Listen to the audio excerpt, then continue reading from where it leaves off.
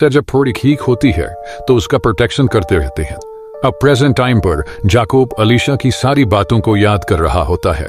यही सोच रहा होता है कि अलीशा पहली बार मेरा भी तो चेहरा ड्रा करवा सकती थी, लेकिन उसने हरण का ही चेहरा क्यों ड्रॉ करवाया? इसका मतलब क्या मुझे जिस किलर की तलाश है वह हरण ही है?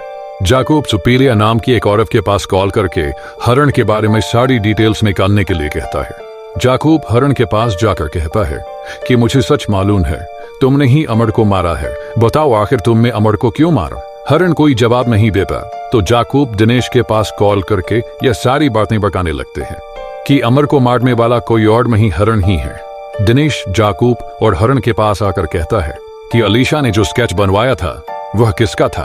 अलीशा ने भी कबूल किया कि मैंने उसी आदमी को उस रात वहां देखा था। तो हरण कैसे कातिल हो सकता है? जाकोब कहता है कि सर, हरण को अलीशा की बीमारी के बारे में मालूम पड़ गया था। उसी का फायदा उठाकर किसी दूसरे आदमी का चेहरा ड्रॉ किया जो इस दुनिया में है ही नहीं।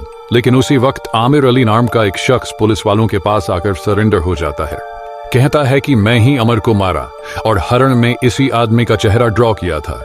दिनेश आमिर अली को गिरफ्तार कर लेता है, लेकिन जाकोब को फिर भी यकीन होता है कि अमर को हरण में ही मारा है।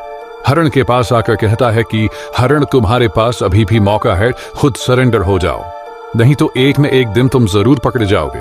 अमर के पास जो सबूत थे वह तुम्हारे पास भी जरूर होंगे। उस हार्ड डिस्क को मैं कोर्ट में पेश करके तुम्हें कम से कम सजा दिलवाऊंगा।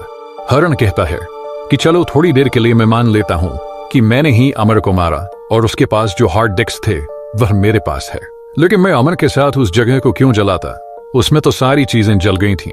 अब इस बात को कंफर्म करने के लिए जाकोब दिनेश के पास कॉल करता है कि उस जगह से क्या सबूत मिला, स्पेशली अमर के हार्ड डिस्क के बारे में।